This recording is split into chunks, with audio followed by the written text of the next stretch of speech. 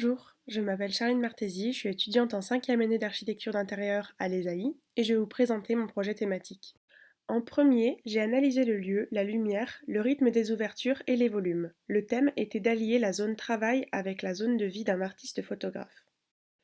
Pour ce qui est de la thématique, je me suis posé la question de la place de la passion pour son travail dans tout ça et j'en suis arrivée à la conclusion que tout est une question d'équilibre.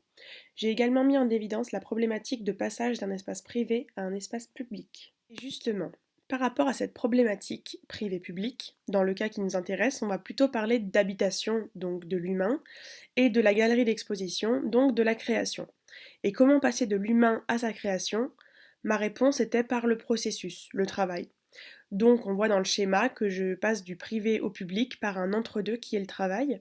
On peut aussi l'interpréter donc de passer de l'humain à sa création par le processus. Également, il était important pour moi que la partie habitat et la partie travail fassent la même surface en termes de mètres carrés pour ne privilégier aucun des deux. J'ai donc pris le mot équilibre au pied de la lettre. J'ai fait pas mal de croquis sur la circulation verticale que j'ai décidé de rendre centrale. En effet, l'escalier vient comme entrer en connexion avec les trois espaces, privé, public et travail.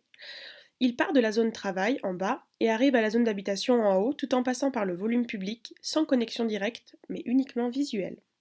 La maquette m'a beaucoup aidé à visualiser les volumes, les jeux de lumière et la translucidité des parois. Voilà donc le plan du rez-de-chaussée. On peut voir que le mur en biais est entièrement consacré à l'exposition, avec une lumière naturelle qui vient des deux côtés. L'escalier est au centre.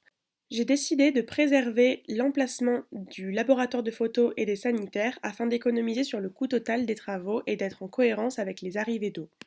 Pour ce qui est du R+1, voilà donc la partie habitation, avec les zones de service en haut à gauche. Toujours cet escalier central et le vide sur l'exposition. Les parois sont translucides afin de faire passer la lumière et suggérer la vie du photographe au public, car l'œuvre n'est rien sans l'artiste. On peut voir sur cette coupe les niveaux ainsi que l'escalier avec la zone de contemplation de l'artiste. Sur la suivante, les trois volumes, à l'image de mon croquis, privé, travail et public, sont mis en valeur. C'est l'élément de connexion, donc l'escalier, qui est mis en évidence. Voilà donc l'escalier, traité de manière assez simple, avec une zone assise au milieu, dédiée à la contemplation. Les zones en face des assises sont vides pour avoir un lien visuel avec la partie publique. Les autres parois sont en canage afin de suggérer seulement les formes. Quelques détails techniques ont été réalisés pour expliquer l'isolation, le cloisonnement et les faux plafonds dans certaines des pièces. Sur ces perspectives, on voit l'élément de connexion, donc l'escalier, et le mur d'exposition qui se font face. La profondeur est également un élément qui est pris en compte. C'est maintenant dans l'escalier que nous sommes grâce à ces vues.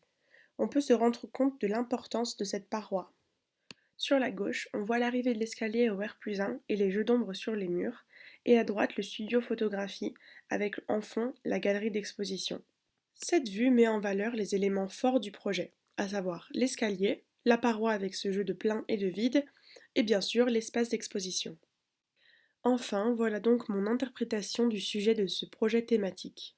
Merci de votre écoute.